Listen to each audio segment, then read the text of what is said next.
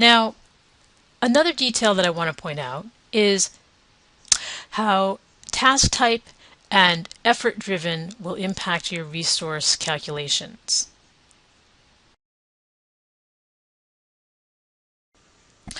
Now let's take a look at how we can bypass projects calculation rules by setting the task type field.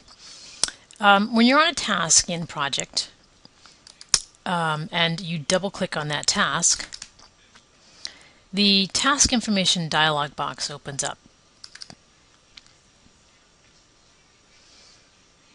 And if you navigate to the Advanced tab, you'll see in the lower third of the screen here that there's a task type title, and next to it says fixed units and effort driven. The task type can either be fixed units, fixed duration, or fixed work, and the task can be effort driven or not. These two attributes here will affect your resources. How? Let's take a closer look. So let's go ahead and take a look at how we can work with this. Let's go to the view screen, and we're going to split our view by checking under split view details. Now what we're going to do is we're going to change the view in the lower half to the task detail by right-clicking in the title bar and selecting more views, since task detail is not listed in these views. So we go to more view, and here's the task detail form that we're seeking. Click apply, and it loads in the screen.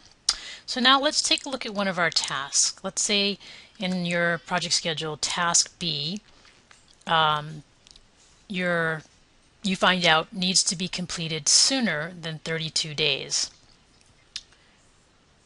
So you decide to add another resource to help this task B shorten. The work remains the same, but we're trying to shorten the duration by adding another resource. So one way to do this is to change the task type field to fixed work. So here's the task type, and we're going to scroll over, click on the drop-down list box, and change it to fixed work. So now we'll go ahead and add the resource by clicking down here in the resource section, and we're gonna select a resource, and we're going to click on OK. Okay, so we have another resource working on this task.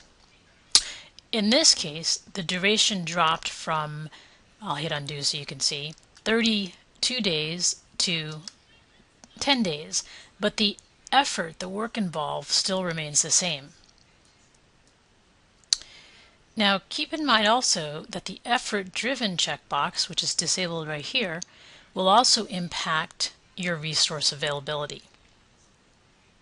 When the effort-driven is selected, the total work will remain the same, which is what we saw here, even though the duration can be reduced.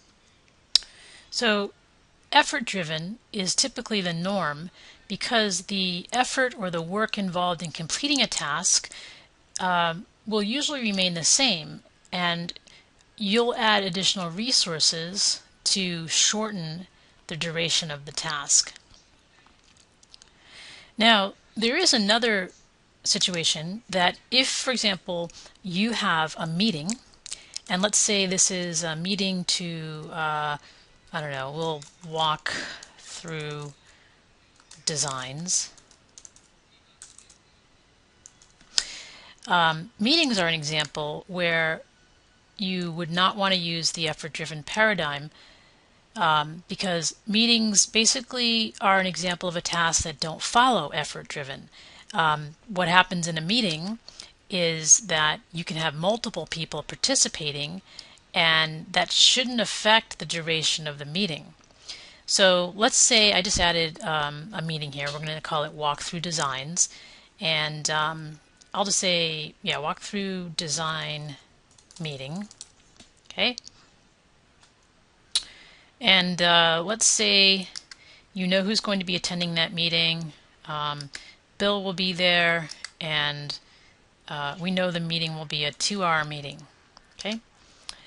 I'm going to click on OK. And Bill is now added here in here as a resource. Let's say he'll be 100% allocated during that time for that meeting. I click on OK. So this is a 2-hour meeting, and nothing's going to change the fact that it's a 2-hour meeting. The length of the meeting will remain the same. And let me also point out, let me change the duration here. Since this is a meeting, I'm going to say that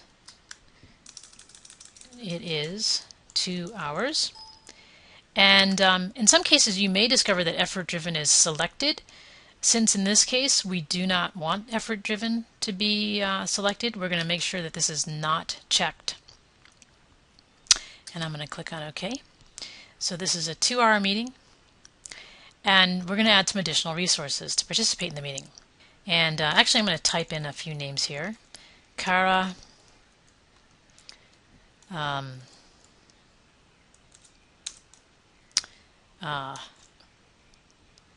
Brian,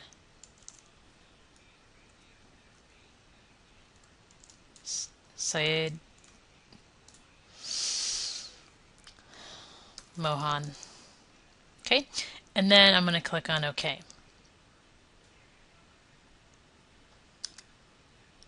Notice that they're all allocated 2 hours, and that the work appears to be 10 hours, but the duration is really 2 hours. Because each of these resources, each of these resources are spending time on this task. That's why the work has expanded, but the duration has been consistent. So the duration is a meeting that's only 2 hours long, and no matter how many resources you add, the duration will still be 2 hours long. So the values that we enter for duration, work, and resource units have a direct impact in terms of how project calculates your resource assignments.